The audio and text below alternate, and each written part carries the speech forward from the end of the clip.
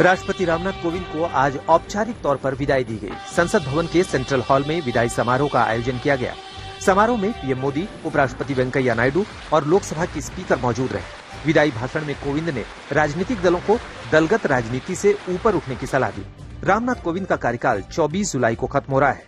25 जुलाई को नई राष्ट्रपति द्रौपदी मुर्मू कार्यभार संभालेंगी। पश्चिम बंगाल की ममता सरकार में वाणिज्य और उद्योग मंत्री पार्थ चटर्जी को कोर्ट ने सोमवार तक ईडी की कस्टडी में भेज दिया है। सोमवार को उन्हें पीएमएलए कोर्ट में पेश किया जाएगा। शुक्रवार को टीचर भर्ती घोटाले की जांच के तहत ईडी ने 14 ठिकानों पर रेड की थी। इस दौरान पार्थ चटर्जी की करीबी अर्पिता मुखर्जी के घर से 21 करोड़ रुपए से ज्यादा कैश बरामद किए गए थे। पूछताछ के बाद पार्थ चटर्जी के अलावा अर्पिता मुखर्जी को भी गिरफ्तार कर लिया गया। कांग्रेस के आरोपों पर केंद्रीय मंत्री स्मृति ईरानी ने तीखा पलटवार किया है। उन्होंने कहा, मेरी बेटी 18 साल की है, वो राजनीति नहीं करती, एक कॉलेज की छात्रा है और वो बार नहीं चलाती है। उन्होंने उस आरटीआई की कॉपी दिखाते हुए कांग्रेस से पूछा जिस आधार पर गोवा में फर्जी लाइसेंस पर बार चलाने के आरोप मेरी बेटी पर लगाए गए हैं, उस आरटीआई में मेरी बेटी का नाम कहाँ है। स्मृति ने कहा कि उनकी बेटी को विवाद में इस वजह से घसीटा जा रहा है क्योंकि वो सोनिया और राहुल गांधी के खिलाफ प्रेस कॉन्फ्रेंस करती हैं और अमेठी से उन्होंने राहुल गांधी को हराया है। स्मृति ने प्रेस कॉन्फ्रेंस कर आरोप लगाने वाले कांग्रेस नेता पवन खेड़ा, जयराम रमेश और नेट्टा डिसूजा को लीगल नोटिस भेजा है।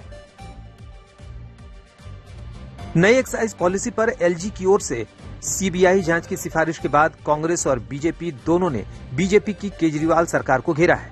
आज पहले दिल्ली प्रदेश अध्यक्ष आदेश गुप्ता के नेतृत्व में बीजेपी के कार्यकर्ताओं ने डिप्टी सीएम और आबकारी मंत्री मनीष सिसोदिया के सरकारी आवास के बाहर प्रदर्शन किया। बीजेपी ने सिसोदिया को बर्खास्त करने की मांग की। वहीं कुछ घंटे बाद दिल्ली कांग्रेस के कार्यकर्ताओं ने ढोल नगाड़ों के साथ आम आदमी पार्टी के दफ्तर के बाहर प्रदर्शन किया। एलजी की रिपोर्ट के हवाले से दोनों दलों का दावा है कि शराब कारोबारियों को 144 करोड़ रुपए का फायदा पहुंचाया गया है। गुजरात सरकार के नेता लगातार अपने बयानों से विवाद खड़ा कर रहे हैं। अब कार्यकारी अध्यक्ष कादिर पीरजादा ने कहा है कि कांग्रेस हार्दिक जैसे पाटीदारों के पीछे पड़ी रही। वो भूल गई कि मुसलमानों ने कांग्रेस की सरकार बनाई थी। कांग्रेस मुसलमानों की मदद से 120 सीट जीत सकती है। वहीं कार्यकारी अध्यक्ष जिग्नेश मेवाणी ने भी तीस्ता सीतलवाड़ की तारीफ कर नए विवाद को जन्म दे दिया है।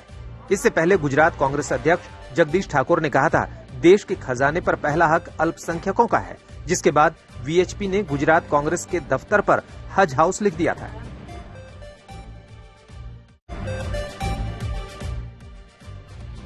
आदित्य ठाकरे ने महाराष्ट्र की शिंदे बीजेपी गठबंधन सरकार को अनैतिक और असंवैधानिक करार दिया है। आदित्य ने कहा, महाराष्ट्र बाढ़ से जूझ रहा है और सरकार कैबिनेट बनाने में जुटी है। पार्टी में बगावत के बाद आदित्य ठाकरे ने शिव सैनिकों से संपर्क साधने के लिए महाराष्ट्र में शिव संवाद यात्रा शुरू कर दी है। इस बीच तीर धनुष के पार्टी सिंबल की लड़ाई चुनाव आयोग तक पहुंच गई है। आयोग ने दोनों गुटों से कागजी सबूत मांगा है कि शिवसेना के ज्यादा से ज्यादा सदस्य किसके साथ हैं।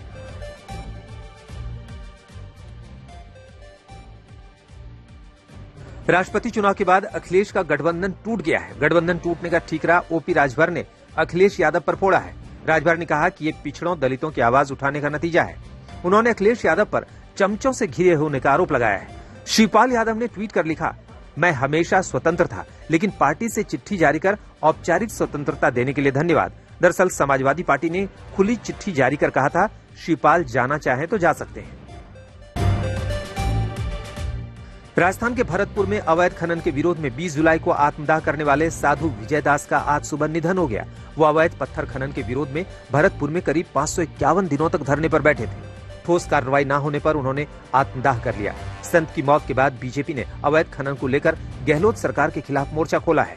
वहीं राजस्थान के खनन मंत्री ने दावा किया कि पिछली बीजेपी सरकार के मुकाबले माफिया के खिलाफ ज्यादा कार्रवाई की है।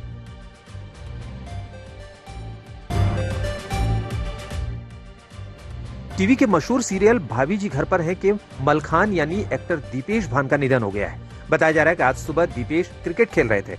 इसी दौरान वो अचानक जमीन पर गिर पड़े। उन्हें तुरंत अस्पताल ले जाया गया। जांच के दौरान डॉक्टरों ने उन्हें मृत घोषित कर दिया। दीपेश महज 41 साल के थे।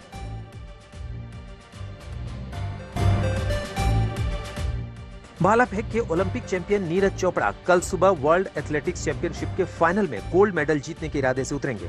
ओलंपिक चैंपियन नीरज ने 88.39 मीटर के थ्रो से फाइनल में जगह पक्की कर ली थी। उनके अलावा रोहित यादव भी फाइनल में है। क्वालिफिकेशन राउंड में रोहित ने 80.42 मीटर भाला फेंका था।